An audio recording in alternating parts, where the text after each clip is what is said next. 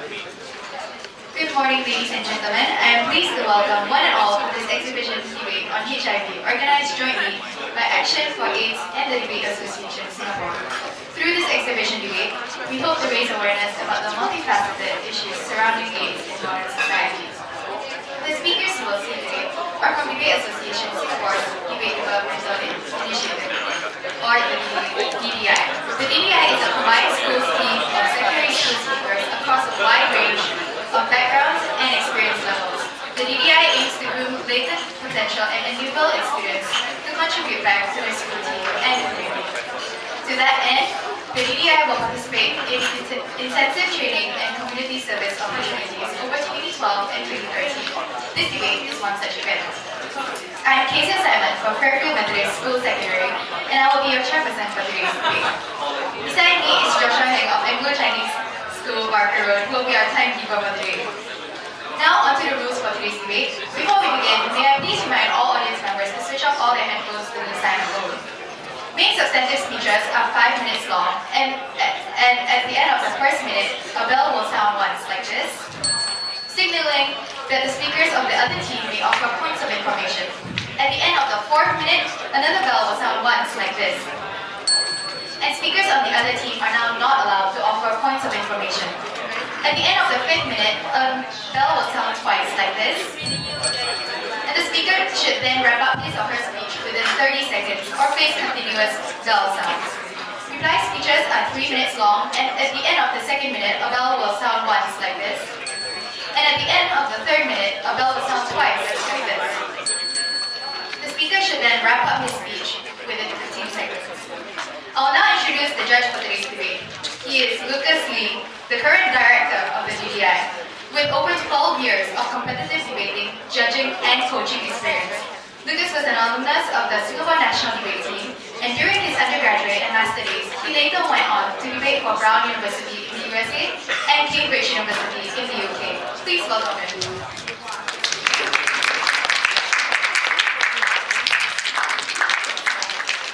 The motion reads, this House believes that society is more to blame for the AIDS epidemic than individuals.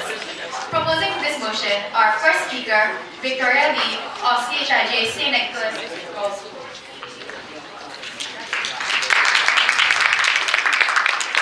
Second speaker, Jonathan Ho of Temasek Academy.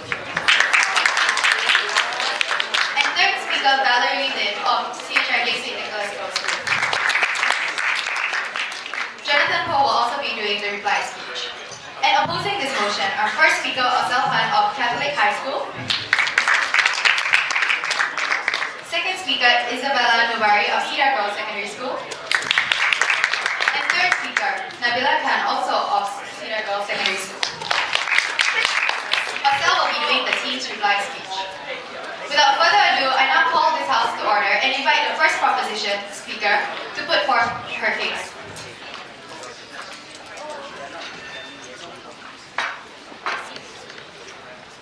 Wait, don't start yet.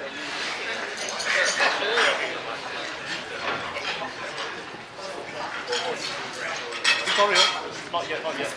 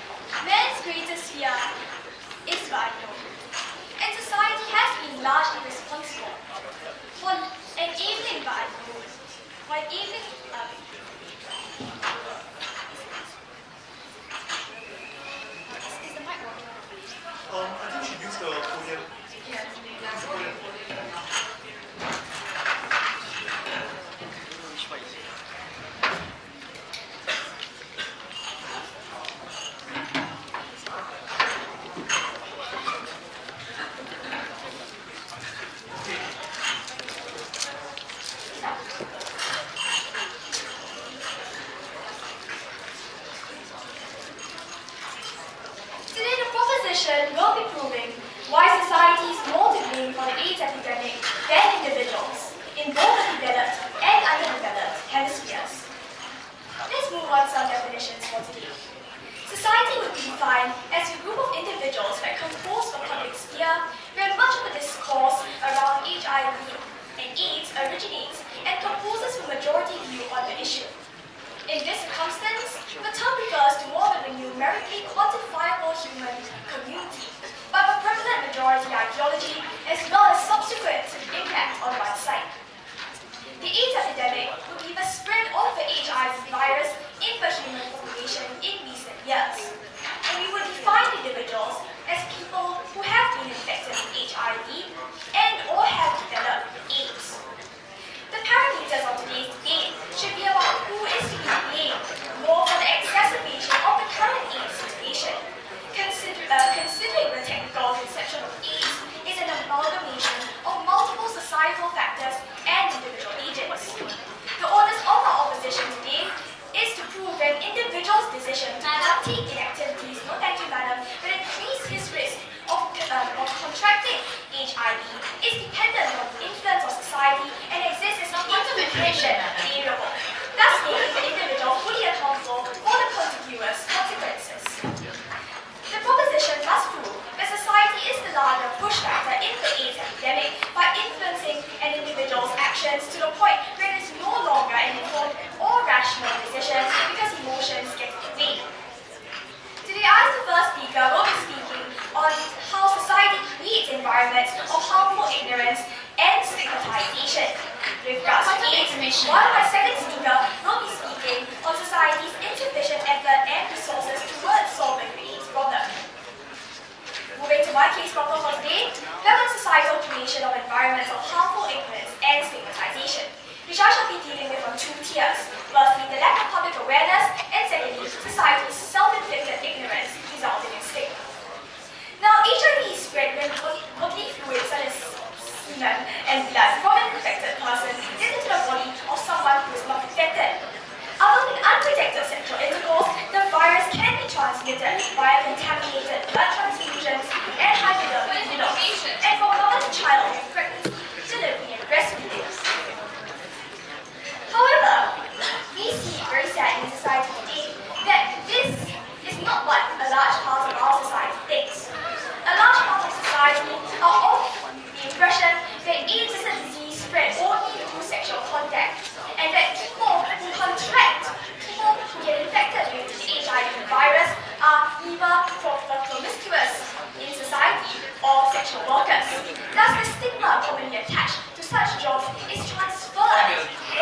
Is transferred to the HIV virus and to the AIDS syndrome. Now, what this creates is a society in which we stigmatize people who have AIDS because we consider them to be dirty. We consider the fact that they have AIDS to be their own doing, to be the result of self-indulgences that they now have to take responsibility and consequences for. And therefore, society is unwilling to give them the proper support and the proper support in order for them to be able to integrate, in order to be able to continue living normal lives, continue living as they had previously in society. What this creates, essentially, is a society. What this creates is a society in which many people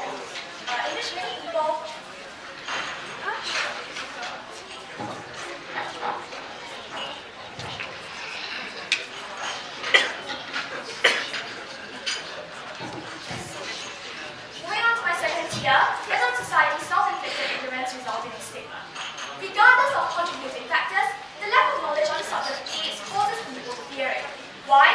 Because they don't know how HIV is transmitted, whether they could have been infected, whether they have been exposed to the virus, whether being in close contact with a friend who has been infected will increase their chances of catching it. They develop a better safe than sorry attitude, and they choose to believe common misconceptions. This is because social pressures are so high that they are forced to reassure themselves that they have not been infected with HIV by forming a set of preconceived notions about how infections occur. Essentially, they form a sort of full world in their heads with their own rules and tell themselves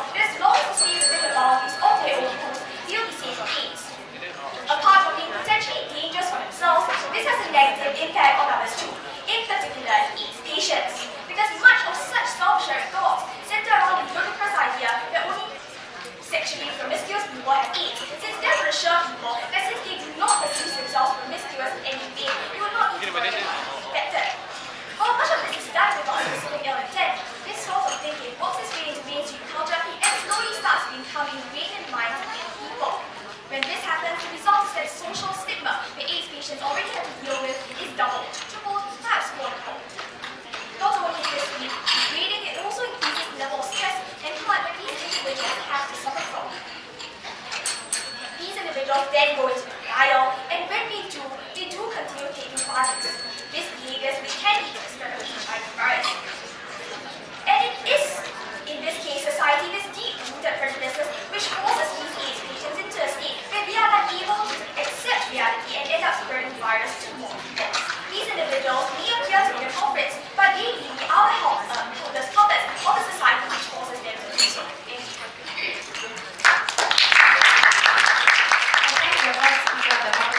For bringing forth the case, and I'll call upon the first speaker of the opposition to put forth his case.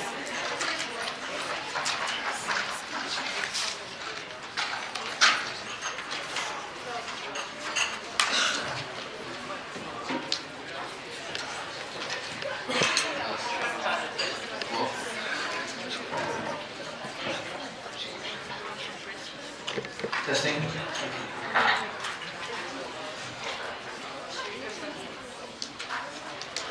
Society has tried its best to prevent, curb, and stop the AIDS epidemic. The only reason why there's still a problem today is because individual action has undermined the progress of society. We don't need to prove, as side opposition, that society isn't to be blamed at all. But however, we need to prove that on a comparative scale, individuals should be blamed far more than any other cause of this epidemic, society included. As we say that AIDS is a regrettable disease, we have nothing but the deepest sympathy for the sufferers of AIDS. However, we say that this cannot be ignored when it comes to stopping the further spread of AIDS. Because we say it's a horrible disease and there's only so much that society level measures can do. The best prevention has still stemmed from the individual's own caution and commitment. We see that such proposition hasn't exactly come to tell us what exactly we mean by blame, because blame is such a subjective word. It all lies in the matter of perception. So thank you, ma'am. And we say that the most effective way to allocate this blame will be through using the principles of the judiciary system when it comes to allocating blame. Because we say, in other words, using the principles of liability, because these are the best ways to ensure that blame is justified. And we say in the case of AIDS, most individuals spread AIDS without knowing or having no intention at all. Still, in this case where there is a positive action and the person can be convicted for the crime, for example, things like manslaughter or things like accidental killings, and I'll prove to you how exactly this is the case by putting to you how the technicalities of the spreading of AIDS does constitute to the blame of the individual, and my second speaker will be proving to you how exactly this isn't a case of negligence on society's part. But before I move on to my positive material for today, one main point of contention for side proposition. It came up to bring up the whole idea on how society has created an environment of ignorance, and it gave us two tiers to this. One on how there's lack of information, and two on how there's stigmatization caused by society. Firstly, we say that there isn't a lack of information caused by society. Why is that so? In 1984, when the AIDS epidemic started, what happened immediately 1 year after that was that AIDS education started to happen through the use of television. They started to educate people through television how exactly to prevent AIDS. And not only that, there's a reason why we're having this conference here in the first place. The whole reason why we're even here in the first place is to educate people. It's for society to educate people on how to prevent AIDS. And that's why we see that society has already played a part in trying to educate people and inform them on preventing AIDS. And we say not only that, another reason why we have this conference here in the first place as well is because we're trying to remove stigmatization of people suffering from AIDS. And thus we say that society has created an environment which not only informs people about AIDS, it also helps to take away this whole stigmatization caused by people around society. Thus we say that this whole point falls. And now moving on to my first material for today, on my substantive, on how exactly technicalities of contracting AIDS is purely by individuals. We see that ever since the AIDS epidemic started, there's only been 3 reported ways of contracting AIDS. 1, from person to person via unsafe sex. 2, from mother to child. And 3, when a person's blood enters another person's bloodstream. And we see these are all caused by individuals. Why is that so? Because ultimately this action taken are by individuals. Yes, ma'am. We are here to debate not about how people contract AIDS in a scientific manner, but what society and individuals have caused the emotional factors of this situation. Ma'am, we say ultimately emotional factors, they may have played a part in this blame of AIDS. However, what ultimately decides who gets the blame is the action itself. The action of spreading AIDS, of contracting AIDS, is what ultimately causes which ultimately places the blame on the particular individual. And we say because the individual has played this part in the action, we see that this causes the individual to have the ultimate blame for spreading AIDS. Now coming back to my whole idea, they came up to tell us how exactly society has stigmatized people, but once again we say it's because ultimately, even though there may be stigmatization, even though there may be emotional factors considering these people, we see that ultimately the action has been taken by the people themselves, by the individual, and we see that the only way that we can ensure that AIDS is prevented is by ensuring that people take the right actions, is by putting the blame on these people and making sure that they have the right actions. Thus we say that ultimate blame is on the people, not on society. Go with side opposition.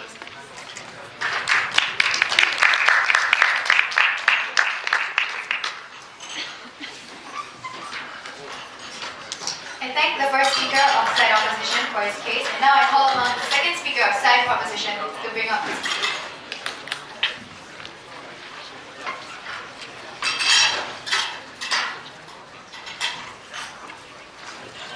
Testing.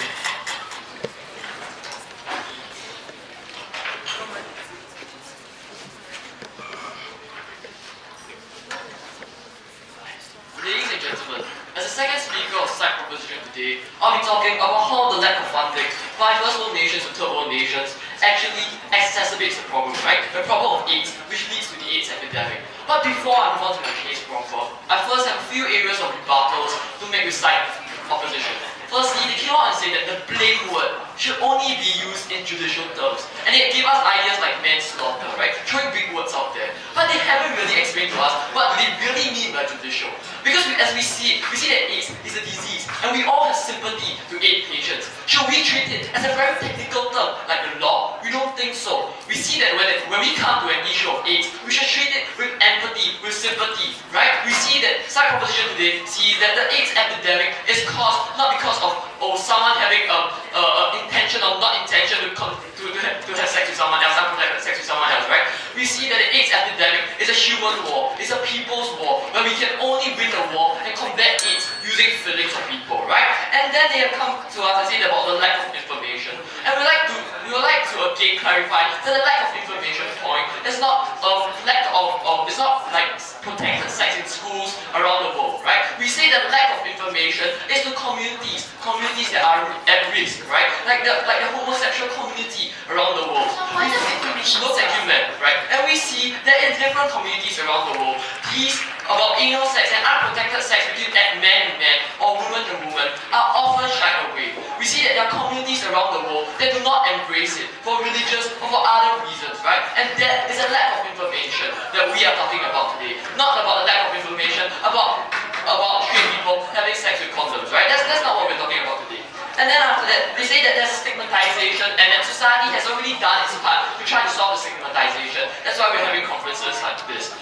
Firstly, I like to say that the people at the conferences here, like people like us, people like in the audience, we see that we are here because we clearly care, we clearly support AIDS patients. We think that giving them our support is the best way of moving forward. But we see that there are people that are not here. No, thank you, man. We see that there are people that are not here. And the majority, and those people are the people that we need to change. But they can't, and we haven't changed their mentality. And those are the people that are not here, that, no thank you, sir, that lead to the stigmatization. And that's the stigmatization that we are talking about, right? And we see that there are also other countries around the world embrace AIDS as an ideology as openly as we do here in Singapore. Right? We see that there are other countries that are more closed up and that they see AIDS as in a different light. And there's normally undesirable attributes that are related to AIDS patients in those countries, right? And we see that in order for us to solve the problem, we need to take away the stigmatization. We need for people to embrace the AIDS patients. We need their support for us to move forward as a society.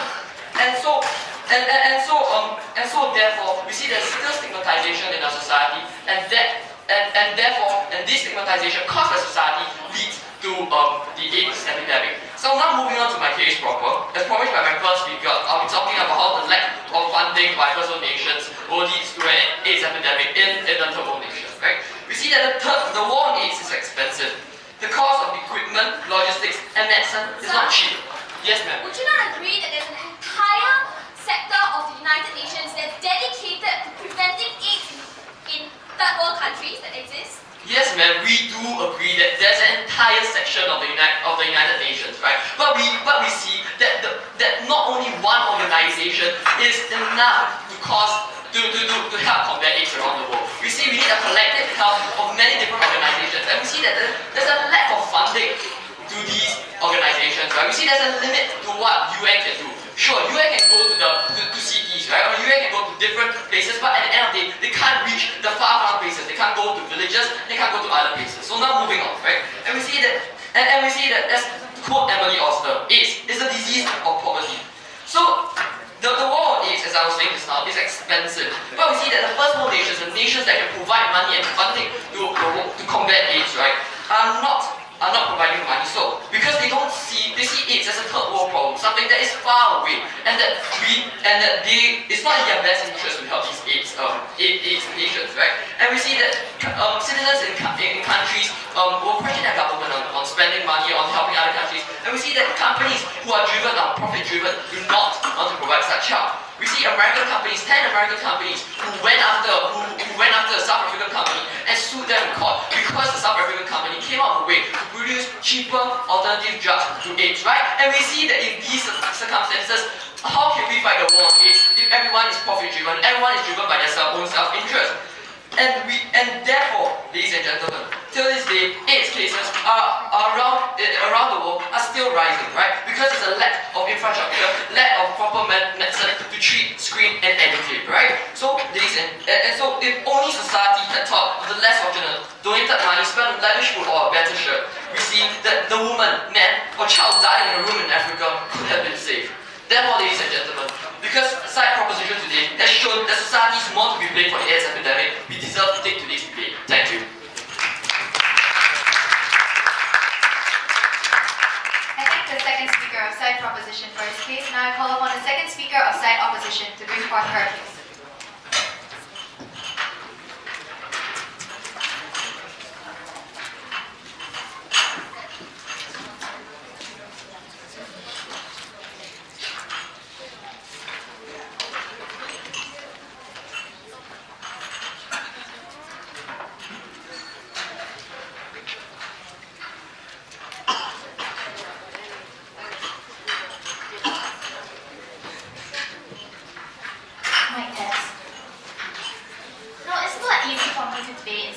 In front of such a big audience.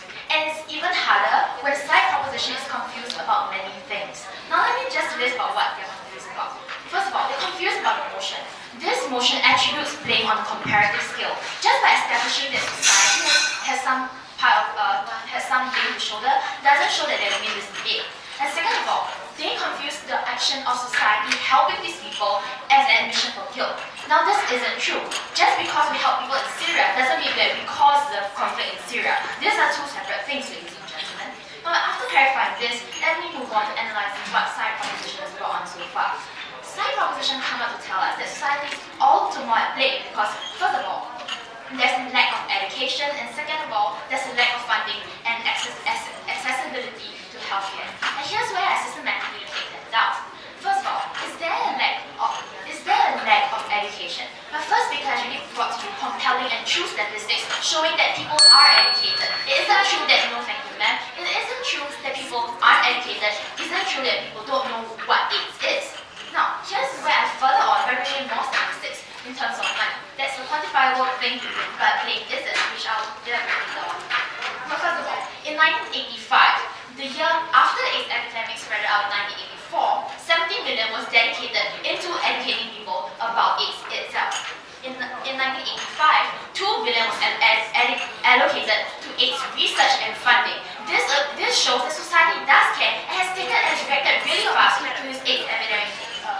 up.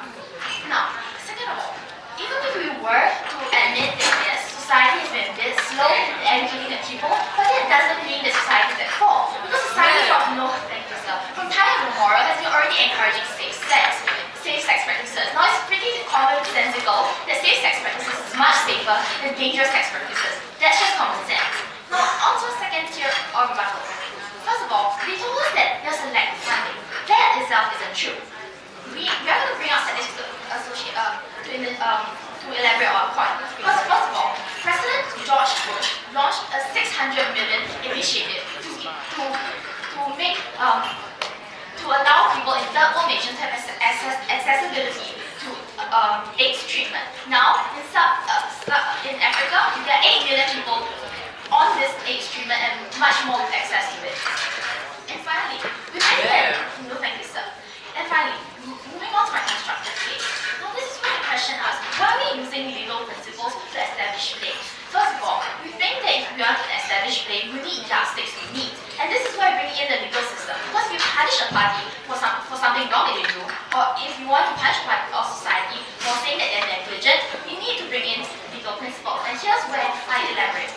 First of all, establish, and this is my substance for today, society wasn't negligent, society did react fast enough, and society is trying the best. So here's where we bring in the whole idea of the legal jargon. But simply, the SAC proposition hasn't proven to us how, first of all, society has a duty of care to people, meaning there was foreseeable harm, meaning that the AIDS epidemic was predicted by some oracle somewhere. Second of all, you need to show us how society directly caused the AIDS epidemic to explode, and this is where they haven't proven to us anything. So, here's where I advance on 4 tiers, no thank you, that society isn't at fault. Because first of all, there wasn't foreseeable harm. From 1959 to 1981, there were only 5 such cases of AIDS, and on hindsight, we only found out on hindsight. But from 1981 to 1984, the World Health Organization estimated the number suddenly increased to 1 million in America itself. This is the epidemic society could have predicted in any way possible. You can't blame society for not seeing this. And finally, when you want to blame society for not reacting fast enough, you ask them to react twice. Because billions and trillions of dollars has been placed into AIDS research, has been placed into AIDS education campaigns, has been placed into public policies for AIDS. Examples would be how they criminalize AIDS, criminalize individuals for spreading AIDS intentionally to deter individuals, first of all. Second of all, how they educate people from as early as the age of 8. How sexual education is mandatory in countries. This is exactly how society has been trying its best to prevent the spread of the AIDS epidemic. And you cannot in any way blame society for this. And even if you could admit that society has some way or another shoulders down the fault, you cannot blame society more than individuals. That's my first because society, it spreads through 3 main ways, from individual to individual. It can't spread telepathy. And this itself shows that individuals must shoulder blame. Individuals are responsible. As hard and as insensitive as this sounds, we cannot blame society. Society isn't at fault.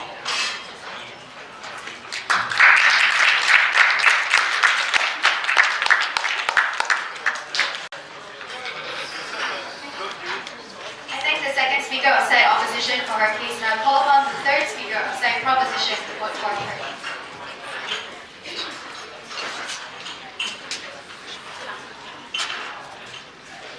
Just because society couldn't foresee the harm of AIDS, just because society couldn't foresee that the AIDS epidemic would blow up so badly, does not give society any reason to negate any kind of blame and say that they've done enough through their TV advertisements. We think they've not done enough. We tell you today that an estimated 38.6 million people worldwide are living with HIV by at the end of 2005.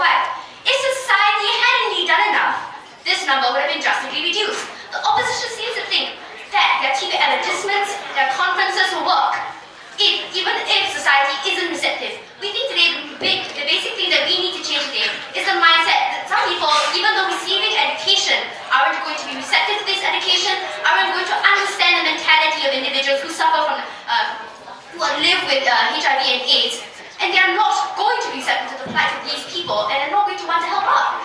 These are the kind of social situations that we are talking about today that create stigmatization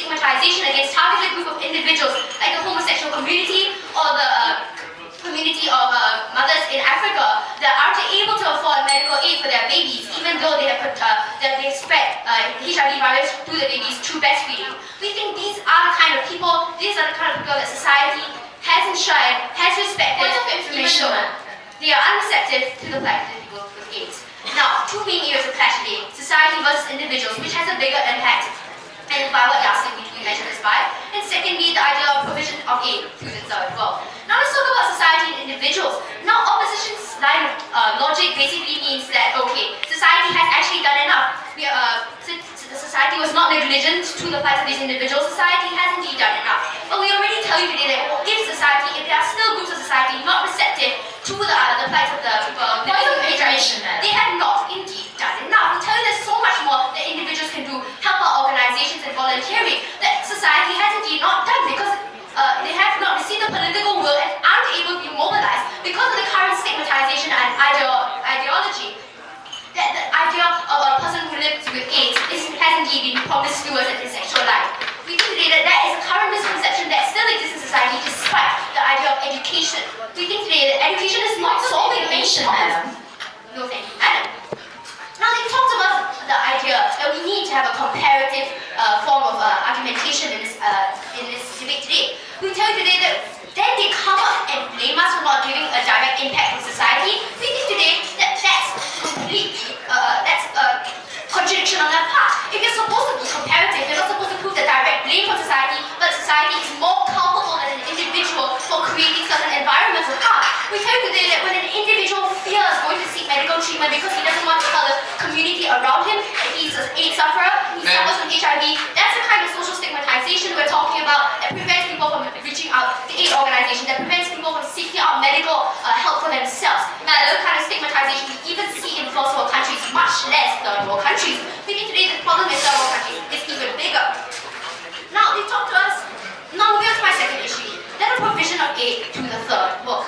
We've talked to you about generic medicines not being able to be sold because these companies receive lawsuits from American companies. Point of information, madam. Yes, madam. These companies are sued because the drugs are not approved by the FDA and they cause liver failure. Liver failure, madam? When we are providing generic drugs to try and solve the AIDS problem because American pharmaceutical companies, the drugs that American pharmaceutical companies provide are too expensive for people to afford. We don't think that liver failure is the biggest concern. We think today that giving people medicine is the biggest concern. And we tell you today that the standards of drugs and the medication that we're providing to the people with AIDS aren't that low. We tell you today it's essential that the government still protects these individuals, and it's essential that the government already does check the quality of these medicines. They're not just selling things that have medical properties equivalent to that of flour. We think today that these medicines has proven to be effective, but they are not being sold because American companies have their profit-motivated interests at heart to protect their individual interests and their profit margins. And we think that's the kind of aid that's not being provided to the third world, and there's a lot more we can do in this sphere. And if the opposition decides to come up and say that we've actually done enough to help the third world, we tell you today that no, people in Africa, the rural communities in Botswana or Burkina Faso aren't indeed receiving the education that you so preach and love because it is a Western idea that's left for the first world countries. People in Africa, in the rural communities, half the time they don't understand what the impact of AIDS is on their immunodeficiency system. They don't understand what's going on with them, and that's the kind of problem that we need to solve. This is where society is culpable for the harm that is being caused to these individuals, even because they spread it without knowing that they actually have it, because they're not being educated about it, because they're not receiving the adequate aid and the medication to help them in this situation. And because we've proven to you today that society is all the more responsible for providing people with help when they need it. Society is responsible for people to provide people with safe environments and embrace environments that people feel like they're being embraced instead of being shunned away. We think today society is very responsible for the spread of the AIDS epidemic. Thank you.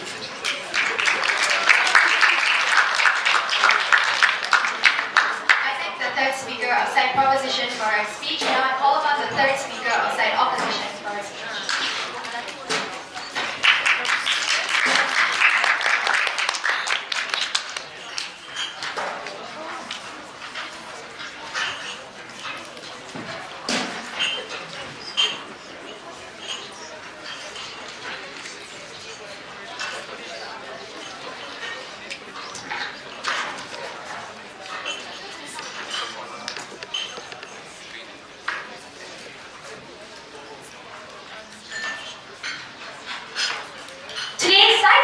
opposition is living in a world where they believe in extremism. That the moment you start educating people, everyone is going to believe in an idealistic view that maybe AIDS is something that isn't spread by individuals. What we tell you today, right, that our entire case stance throughout all three speakers was that we agreed that to an extent, society may be blamed for the spread of AIDS, but at the end of the day, the action of spreading AIDS by perhaps the three ways that we've already brought up to you, from person to person, from mother to child, or by the sharing of needles, is the way in which individuals are spreading AIDS. And we tell you, and that's how we stand throughout all three speakers. Everything that is today has really boiled down to two main questions, right? How do we blame people for the spread of AIDS? And secondly, why are individuals more to blame than society today? So, we gave an analysis, right? Of the first question, how do we blame people for the spread of AIDS? We gave you the entire analysis on how we agree to an extent that society may be to blame for the spread of AIDS, but at the end of the day, the extent at which the AIDS epidemic has escalated is because of the actions of those individuals in society, because of their dangerous ways of practicing sex, right? It's the reason why AIDS epidemic escalated. And also gave you the entire analysis on how we're going to hinge it on the laws, on the judiciary system. But by the judiciary system, we may agree that to an extent, society, the influencing factors around the person may have changed their mindset, but at the end of the day, the action in which the AIDS was spread was because of the individual himself. And then there's another entire analysis on who is to blame, right? That society is already doing enough to provide information to those that are existing in, those that live in the less developed countries and the developed countries. So thank you, madam. And we gave you the entire analysis on how there's already action that's being taken by society, and although they may not be able to influence everyone that exists, there is still action that society is taking to educate individuals that exist. Now to the second contention, right? Why are individuals more to blame? Now they give us the whole idea of how stigmatization exists. But we tell you that there's a lot being done by society to solve the stigmatization that exists.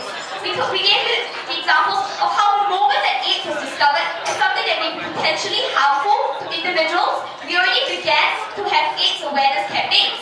And we gave you the analysis on how there's already funding by non-government organizations and the United Nations to assist those who have AIDS. And there are education campaigns that governments are starting to tell the people how to practice safe sex. And all these are examples of how exactly you can prevent the AIDS epidemic from spreading. At the end of the day, we need to recognize the people who are going to be spreading AIDS are still individuals. There are already currently many awareness campaigns and education policies that exist to educate individuals.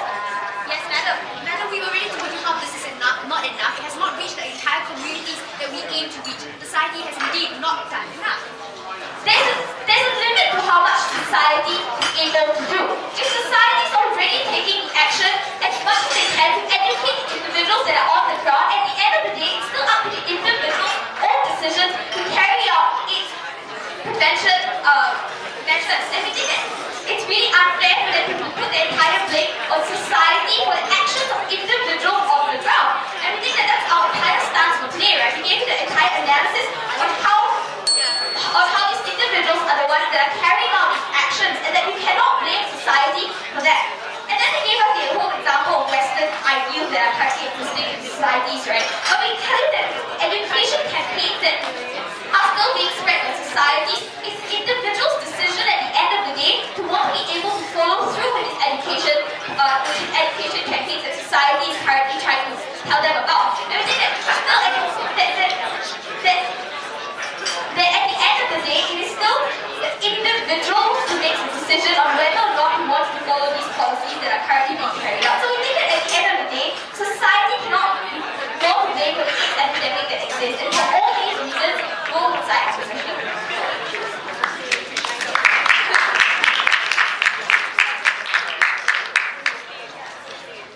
I thank the third speaker outside opposition for for our speech. There will now be a 2-minute intermission in which the reply speakers can prepare their reply speeches.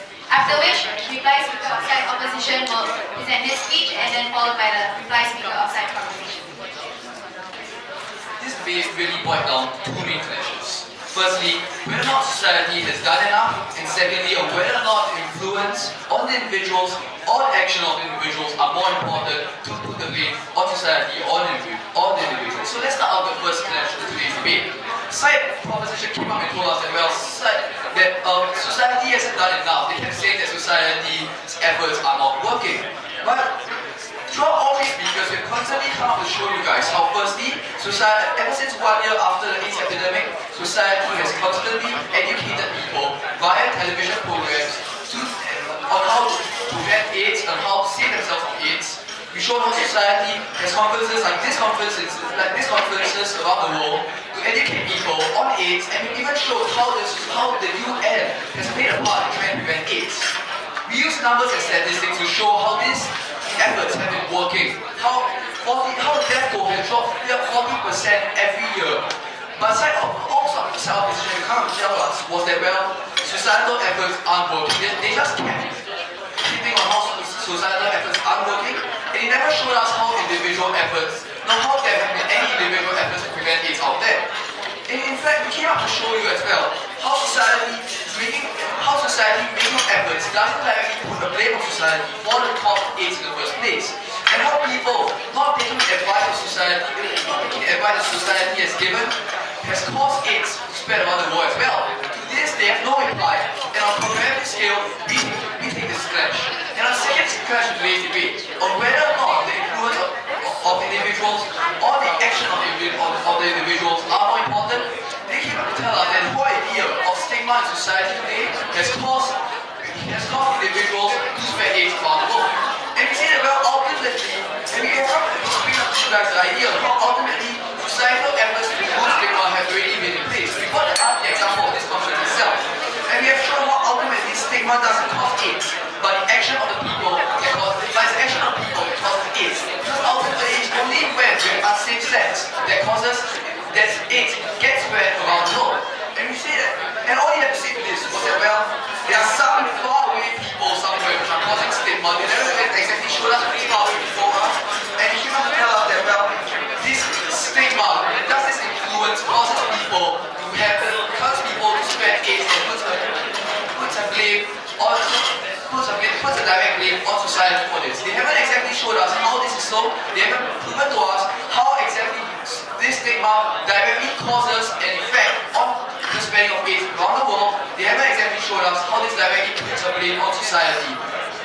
Thus, as they haven't got exact logic to the whole idea, and we have proven to you how the direct action of the people itself causes the spread of AIDS, you also take this clash. And we're going to take the two main clashes in today's debate. Side opposition takes today's debate.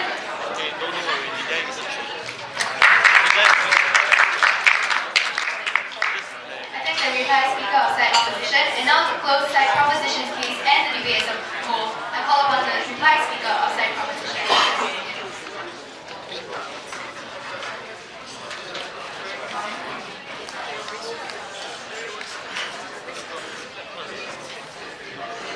Hello.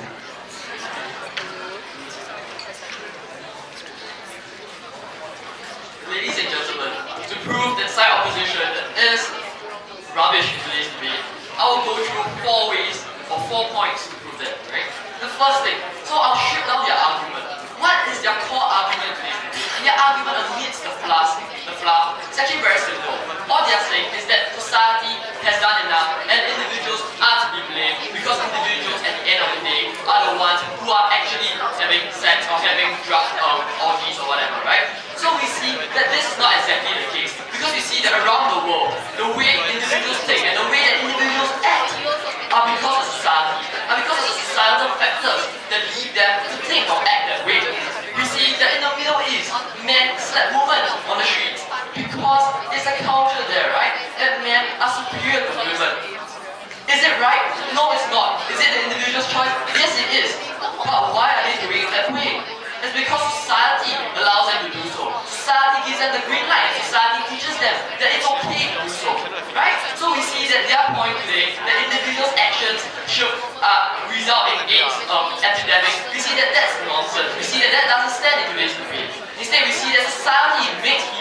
that way. And that's why society should be played, right? And then we see that, for example, gays have unprotected anal sex because of society, because society makes them believe that in order to show that they are strong and that they are community that is whole, that they should act in a way that is brave and bold, right? And then on the second point, they say that and then they say that society is not at fault, not at fault, and not at fault, again and again. We see that just because the society is not at fault, as they put it, does not automatically make it an individual's fault. And actually, we see that it's actually society's fault because of the stigmatization and because society exacerbates the problem through the lack of funding, which helps with screening, treating, and education, right? We see that people who are, and then moving on, right? And then they give us the idea about funding. They say that they know what the world has done funding, and then they say that they give us the example of United Nations, right? We say that, fine, if let's say the next side of opposition gets AIDS, right?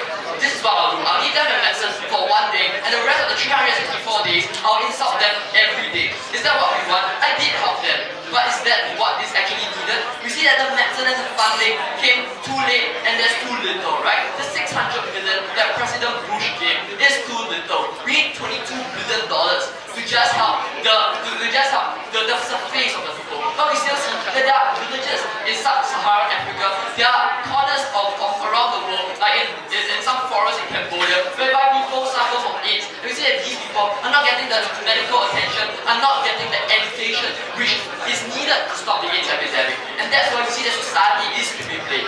And lastly, and that's why we see that that's why side proposition sees that society is more to be blamed than individuals for causing the AIDS problem, the AIDS epidemic. And the only way that we can combat the AIDS epidemic, the only way that we can get to zero new infections, to get to zero stigma, and to get to zero deaths is through society. That's why side proposition deserves to take place today. Thank you.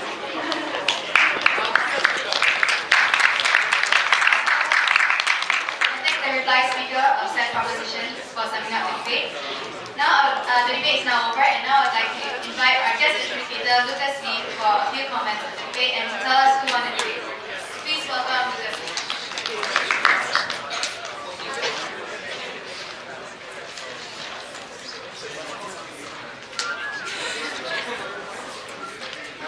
I'm still alive, wonderful. Okay, thank you everyone for watching this debate. What I will proceed to do will be to talk briefly about some comments regarding speakers on the presentation, and then I'll cover certain areas as to what made the panel of judges over there. It wasn't just me. There are also ex-debaters among all the people here volunteering, so that's fantastic. As the committee of debating is kind of large, you don't know where for what might pop up. So the collective wisdom led to a unanimous decision of both the best speaker and the winner, right? Right, good. Okay, in terms of style, I guess I would like to comment that certain speakers would want to be more sensitive towards the nuances of this debate. Given that you're talking about a topic where people's lives are at stake, where society's sensibilities often clash with the way individuals feel pressured, one might want to be careful about using strong words that, like for example, the proposition reply where he started being very careless and tasteless about the way he was addressing certain issues. Yep, that's you. So, as a result, that kind of argumentation may detract from the content that your argument is making, which may be valid, but people just don't want to listen to you, so please be mindful of that. In general, we can see an effort to reach out to this style, sort of variety of pacing, of tone, which is all good. Every speaker should develop his or her unique way of appealing to the audience. Okay. In terms of the actual debate, and I don't want to bore you for too long because lunch is here and kind of fun for myself, what we had to judge between was a late start from the proposition, who, although not defining very well and not setting out the terms of engagement of the debate, nevertheless evaluated the arguments and rallied towards the end, when it finally latched on to the argument that society isn't just a matter of judicial responsibility, but also one of pressure, of stigmatization, where humans are often powerless pawns in the social forces that decide the context in which they act. Whereas opposition had, from the start, a really strong argument about human agency and how it must ultimately be the end decider and the factor of when we assign blame. But the issue for me also was whether or not it engaged sufficiently down the line and were able to evolve the arguments to deal with the complexities and nuances coming out of proposition. Do I announce the best speaker here? Right, okay. The best speaker of this debate unanimously was the third speaker of the proposition gallery list.